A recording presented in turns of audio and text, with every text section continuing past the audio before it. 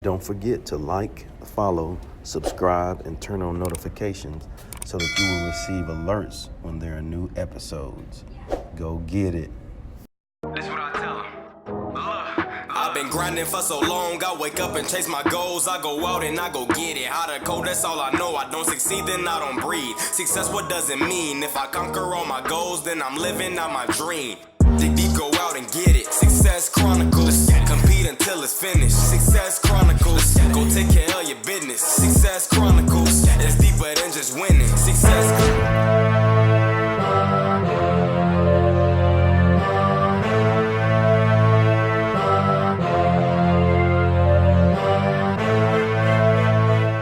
Hey, what's up, everybody? This is Chip Baker coming to you with another episode of the Success Chronicles. And today we have Miss Tamika Milburn with us, an amazing lady that's involved in lots of things that helps make our world a better place.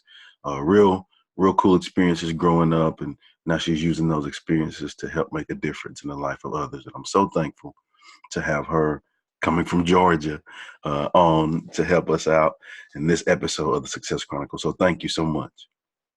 Thank you. All right. Well, talk to us about your life story.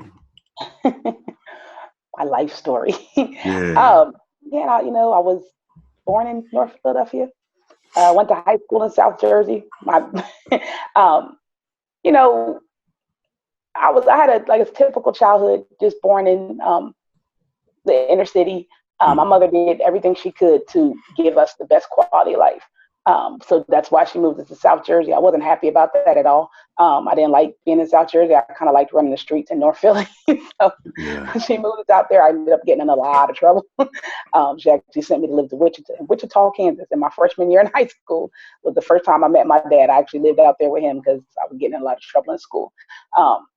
Joined the military after high school. I knew I was joining the military since I was about 7 years old. Got put out of the military on a medical discharge, So a lot of little things that kind of added up to me getting out of the military and me pretty much at that point feeling like my life was over. I felt like my life had ended getting out of the military because that had been my goal. No one else wanted me to join the Air Force. I did it anyway.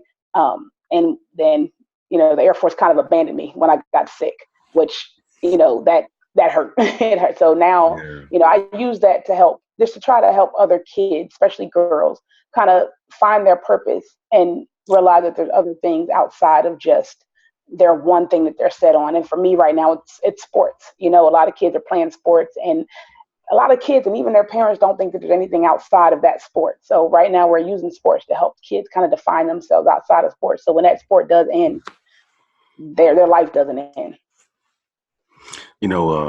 As I listen to you say that and talk about the life in sports, it makes me think about my mother.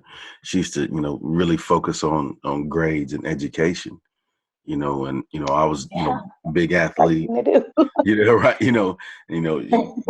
Boy, I don't care if you touch another ball, you better get them books, That's right. And so at the time you think, man, this lady is tripping. She is mean. But then, later in your life, I was in a situation where got hurt. Well, yeah, I guess I'm glad I have my education. Yeah. Yeah. And so, it's important to be well balanced. It's important to not just focus in on just the sports. And granted, it can give you opportunities because, football has allowed me so many things in my life, but at the same time, if I wasn't prepared mentally and education wise, then I couldn't have taken advantage of the opportunities that I got from the sport. Absolutely. And so that's another thing, is the mental and the emotional preparation that's missing in sports as well. Everyone, you can have the most highly skilled athlete.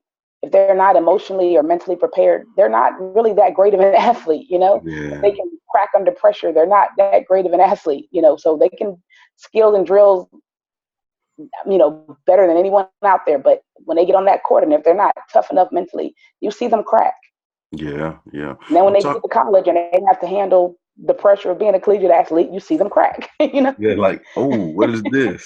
Yeah, that's it. Well, talk to us about what you do with your teams and stuff. So I started off, I came to Georgia in 2012.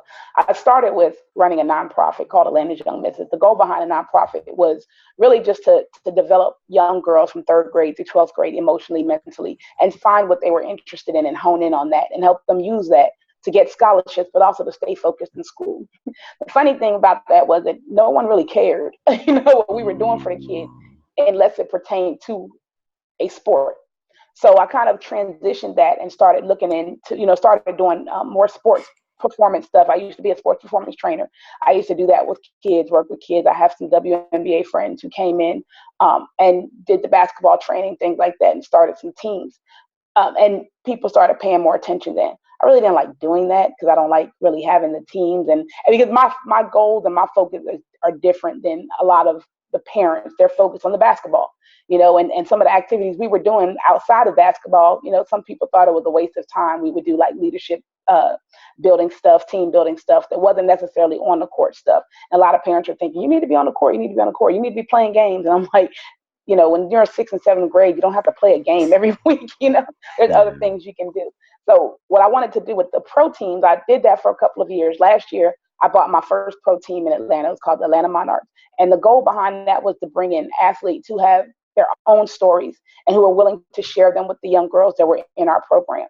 So we kept the program, but we enhanced it by bringing in the pro team. We wanted to bring in these athletes that would share their stories, that would kind of guide our kids and the parents in the path that they need to go within their sport and outside of their sport. So our pro players who, they range from WNBA players to international players, or the players who just graduated college, and they're here, they're working with our kids. They're on the court with our kids. We did a youth leadership conference that some of our pro players participated with our kids.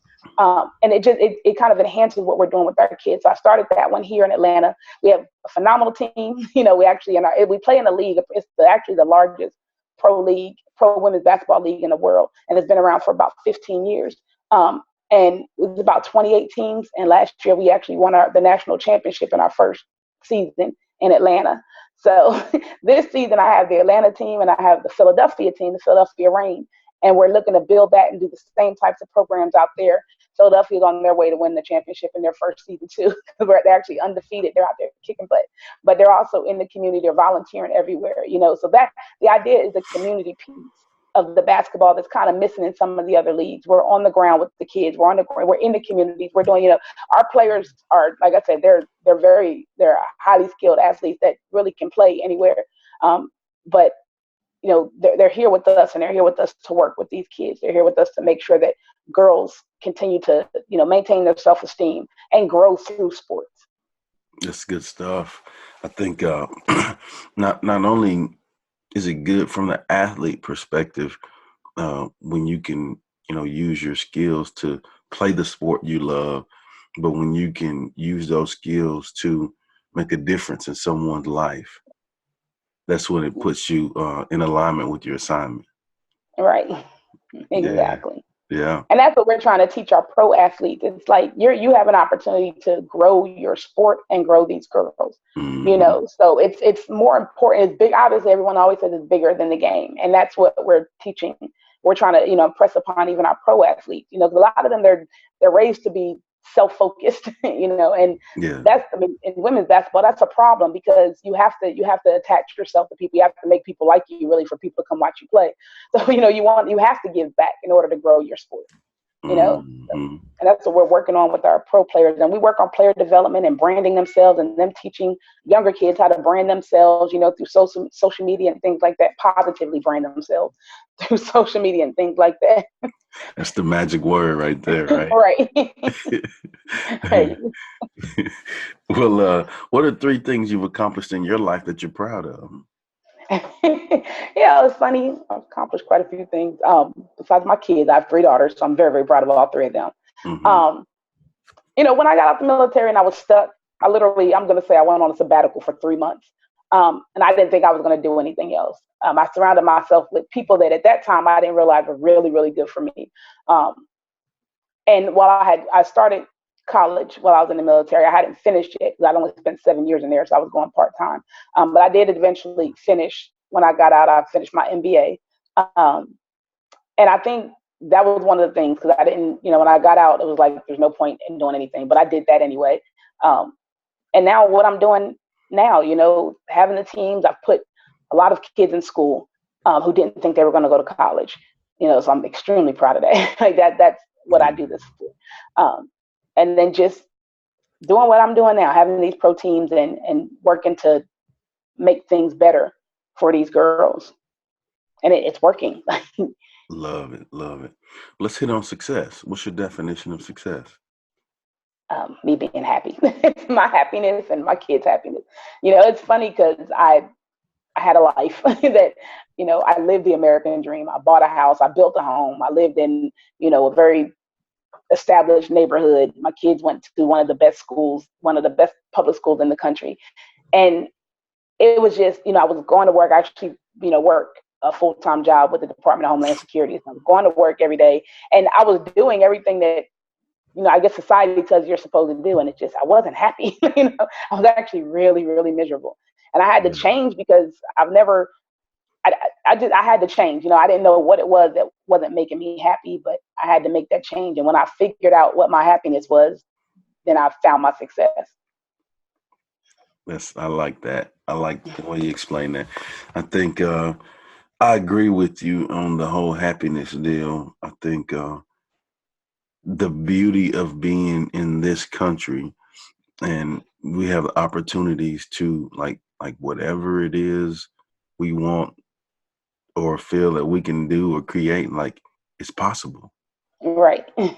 Absolutely. I mean, it's just a matter of, doing it, And a matter of just saying, okay, you're going to hit roadblocks. People are going to hate. It's just, how are you going to handle it? And it's all about us. It's how do we handle these things? Yeah, without a doubt. Well, I'm going to say some words here. And if you don't mind, tell me what comes to your mind when you hear these words. You're like, oh, good. It's not going to be too bad. It's not going to be okay. It's what you do. It's in alignment with what you do, so it won't be bad. The first word is adjusting. Necessary, extremely necessary every single day. Yeah. It is absolutely necessary. Okay. What about impact? Man, that's a lot. I can think of a lot of words. I can say. Yeah, come on, bring them. Let's go. I think it's a purpose. I think it's our purpose to impact other people. I think I think impact is a powerful word, but it's our purpose. It's powerful. It's just what you're supposed to do when you talk about impacting other people, especially kids. Yeah. Well, this is a statement, so we'll just see what comes to your mind when you sports and life lessons. Ooh, I'm gonna think about coaching when it comes to that statement, coaching, and are you being coached to get those life lessons from those sports? A lot of time you're gonna get, sports is about character building, but are you going to be allowed to learn those life lessons? Are you going to be allowed to fail so you can understand how you can learn how to overcome? Are you going to be allowed to not be the best person on your team so that you can learn how to get better? It's what your coaching and what your parents and the people around you allow you to do so that you can learn those life lessons. I think a lot of times we shelter the kids and we don't let them learn those, and even in college, we don't let them learn those lessons.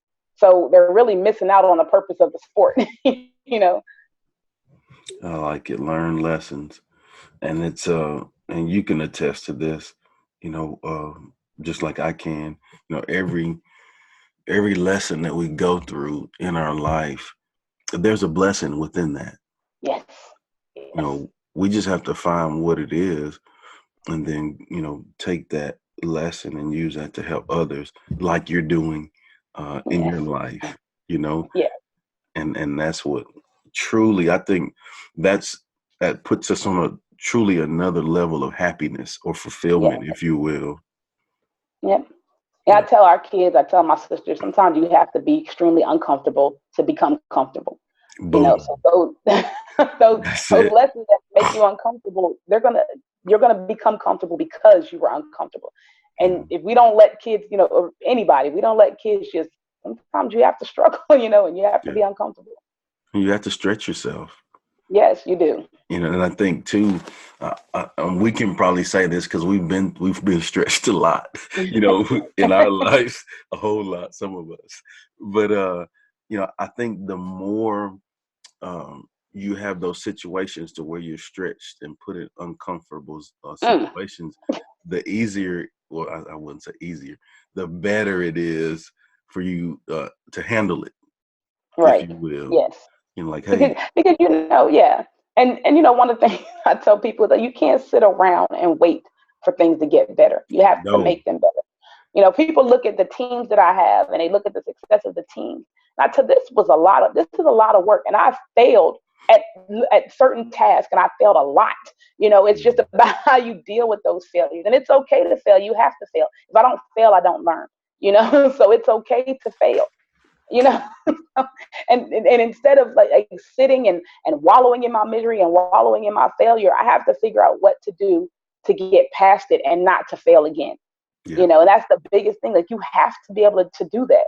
And that's that emotional and that mental development and that mental growth that you go through when you grow up. Yeah, that's some nuggets right there. Well, again, I want to say thank you for coming on the Success Chronicles. And before we get off, if you don't mind sharing with the audience where they can go follow you and support your teams and show you some love. Okay. On social media, our Atlanta Monarchs is at Atlanta Monarchs, Facebook, Instagram, and Twitter.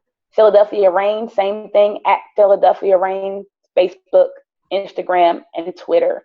And I'm on Facebook as Tamika Milburn, and on Instagram is Tamika AM_3rd. Tamika AM_3rd. All right. Well, thank you for taking the time. Thank you for what you do. And I wish you continued success in everything that you have going on. You as well. Thank you so much for having me. All right. Well, thank you guys for checking out this episode. We'll see you next time. God bless. Go, kids.